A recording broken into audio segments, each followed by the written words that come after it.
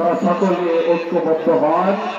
Zaker party ইসলামী ঐক্য ফ্রন্টের পতাকার নিচে আসেন, শান্তির পতাকার নিচে আসেন, শান্তিকামী নেতার নির্দেশ মোতাবেক আপনারা ঐক্যবদ্ধ হয়। কারণ জাকের পার্টির চেয়ারম্যান বহু আগের থেকে জাতীয় ঐক্য চেয়েছেন, বহু আগে থেকে জাতীয় ঐক্যের ঘোষণা দিয়েছেন, কিন্তু সেই জাতীয় ঐক্যের মহানায়ক তাকে বাদ দিয়ে বাংলাদেশে কোন জাতীয় ঐক্য হইতে পারে? তো জাকের পার্টির চেয়ারম্যানকে নিয়েই এই দেশে জাতীয় ঐক্য করতে হবে। জাকের পার্টির চেয়ারম্যান মহোদয় এদেশের মানুষকে নিয়ে ভাবে, এই জাতিকে নিয়ে ভাবে, মুসলিম উম্মাহকে নিয়ে ভাবে। তদুপরি এদেশের অন্য ধর্মের যে সকল সম্মানিত নাগরিক আছেন তাদেরকে নিয়ে জাকের পার্টির চেয়ারম্যান ভাবে, জাকের পার্টি ভাবে। জাকের পার্টির সম্মানিত সিনিয়র ভাইস চেয়ারম্যান জনাব ডক্টর সাহেব আমির ফয়সাল মুজাদ্দিদি উনিও ভাবেন, উনি একজন তরুণ অর্থনীতি, উনি কি নিয়ামক নিয়ে আপনাদের মাঝে আসতেছেন অল্প কিছুদিনের মধ্যে আপনারা বুঝতে পারবেন।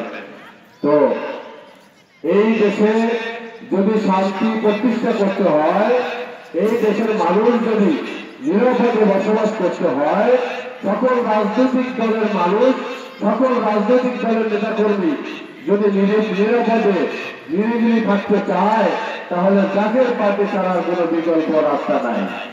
তাহলে একমাত্র জাকের পার্টির কাছেই এদেশের জনগণ নিরাপদ, এদেশের মা মাটি দেশ এবং জাতি নিরাপদ। কি বলেন? তাছাড়া সকলের মাঝে প্রতিহিংসা, সকলেই প্রতিহিংসা, প্রতিশোধ নেওয়ার জন্য সকলের পায়তারা করে।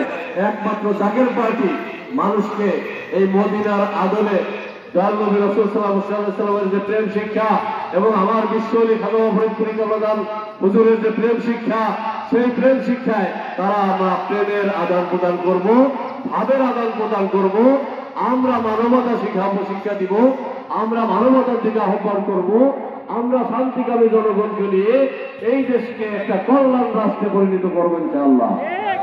আমি ইফতারের পূর্ব মুহূর্তে আপনাদের সকলের মঙ্গল কামনা করে, সুস্বাস্থ্য এবং দীর্ঘায়ু কামনা করে আমি আমার সংক্ষিপ্ত বক্তব্য শেষ করছি। বিশ্বলী খানম ফরিদপুর জিন্দাবাদ, জাকের পার্টি জিন্দাবাদ, ভাঙ্গা উপজেলা জাকের পার্টি জিন্দাবাদ। এখন মহাপবিত্র রওজা শরীফ জিয়ারত হবে, আমরা সকলে জিয়ারতে শরীক হই এবং আমাদের এখানে দয়াল নবী শানে